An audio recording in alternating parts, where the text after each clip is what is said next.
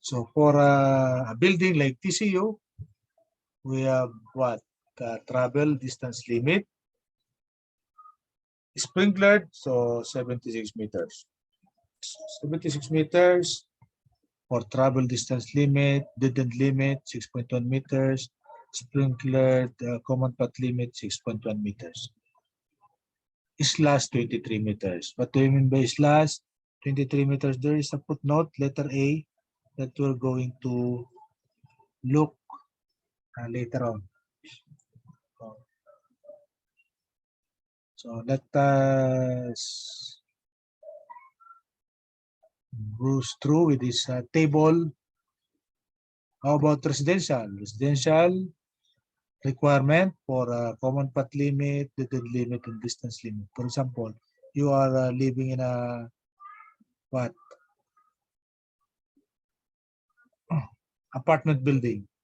Apartment building, you have what? 99 meters as travel distance limit. You have 15 meters dead end limit. You have 15 meters as common path limit. As you can compare, okay? Also, residential 1 and 2 family dwellings, meaning you are living in a compound with only 2 families involved in that compound.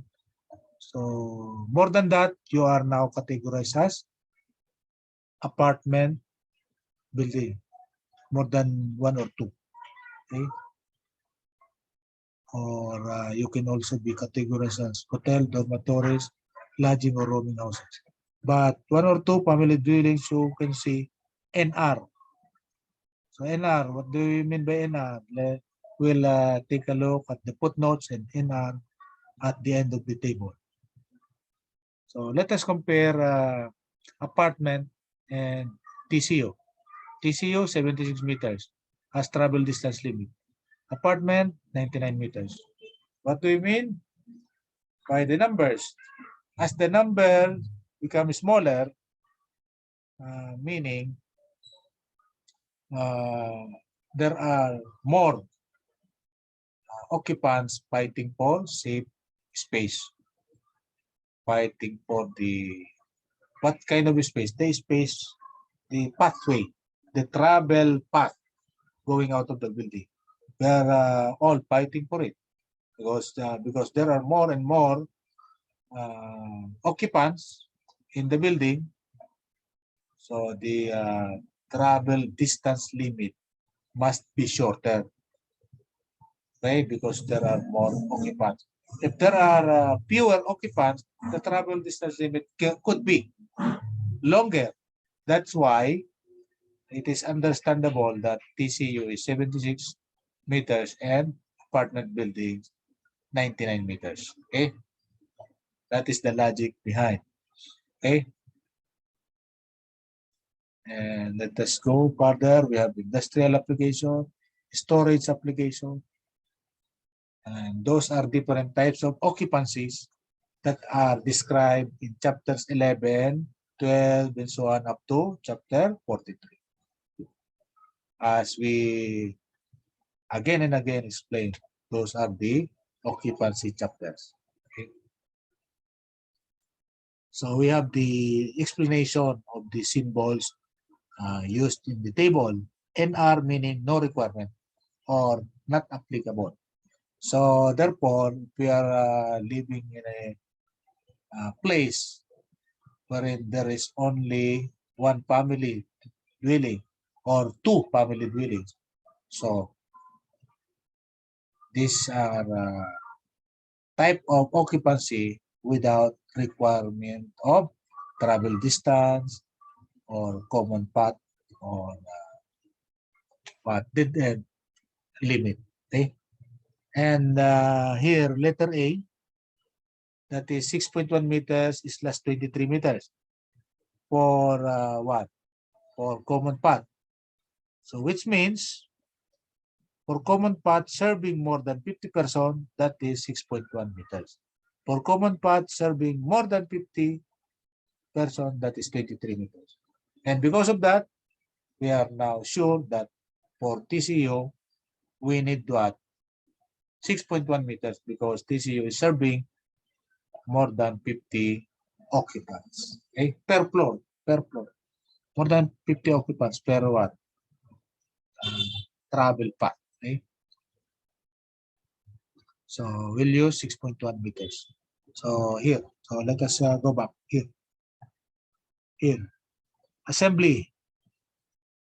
Okay, so for assembly, we have what? Sprinklered rooms in TCU. We need 6.1 meters as common path limit.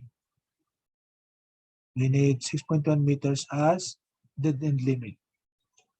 And we need 76 meters as travel distance limit. So there is also footnote B here and footnote C here.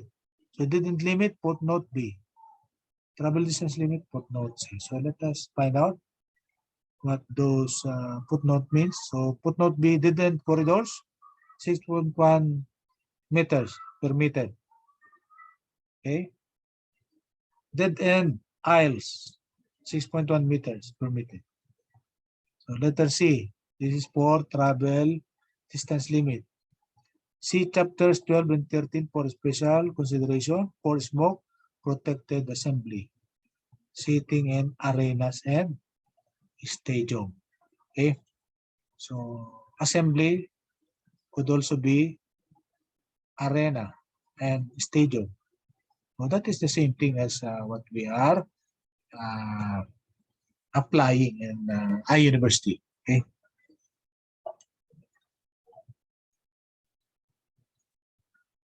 So discharge from exits. So we already know what do we mean by discharge from exit.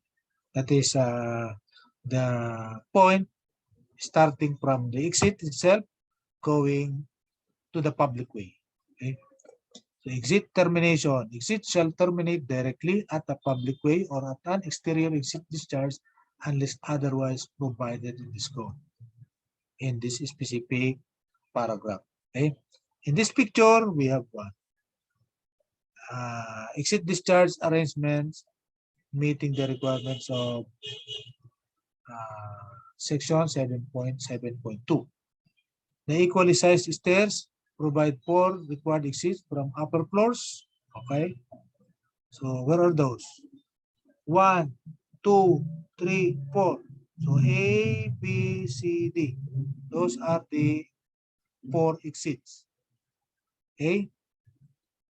And take note, the red walls are fire rated. And the other color of walls are not fire rated. So these are fire rated materials protecting B. These are the fire rated materials protecting A and protecting D and protecting C. So meaning to say, the safest area in a building are those near the fire exit because they are protected. Okay, by what? How much? Usually 2 hours. 2 hours fire barrier. Okay, sometimes 1 hour, sometimes 1.5 hours. Okay, so those are different fire rating available. 1.5, 2 hours. Okay, so like in this figure. So let us continue.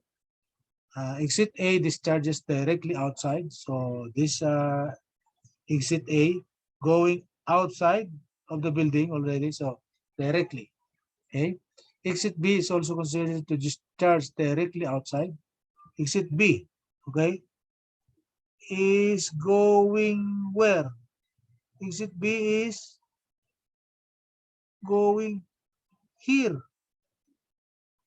Going to the exit passageway. This is exit access.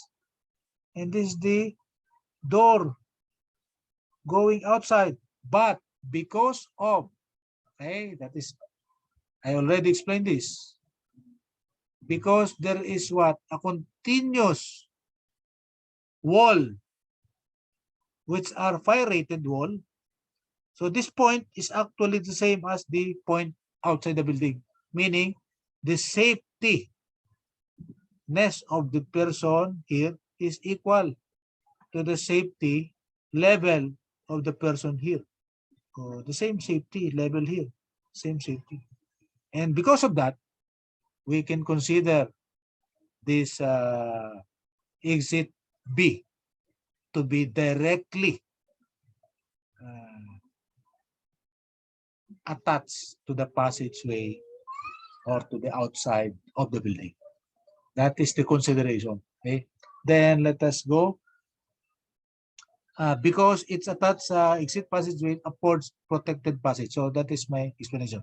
The other two exit C and D are permitted to discharge across the first floor because they do not constitute more than 50% of the number of exits from an upper floor or more than 50% of the capacity of any upper floor.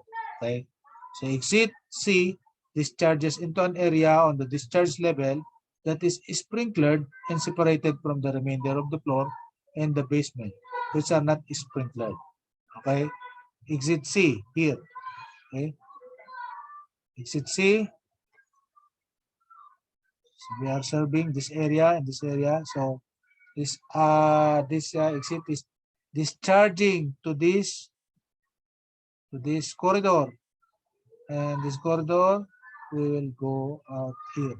Okay. Or go out here. Okay. So those are important things. Okay. So this building is for 4-story with sprinklers. So since this area are sprinklered, so this area, this area, this area, this area are sprinklered. Okay. So it is allowed, it is permitted that this area, this one and this one, don't have a fire rated wall because we have sprinklers. Okay. So 2-hour floor slab throughout, 2-hour fire barrier here up to this point. Wired glass foyer. So here, wired glass foyer for this access. This access going to D. So the what? The distance here is what? 3,050 mm or 3 meters, about 3 meters. 3 meters and 50 mm. So that is for letter D. So take a look at the explanation on letter D. Exit D discharges into a wired glass foyer in the non-sprinklered portion of the floor. So these are sprinklered portion. These are the non-sprinklered portion. Okay. So it must satisfy the section 7.7.2. Okay. So these are also permitted. Okay.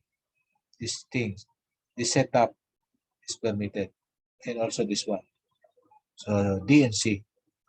We already know that A and B satisfies the condition, okay, of being a safe passageway. Okay. And by that, we end our current module on this topic. This is Dr. DrEYPEI, Preaching Engineering for Nation Building.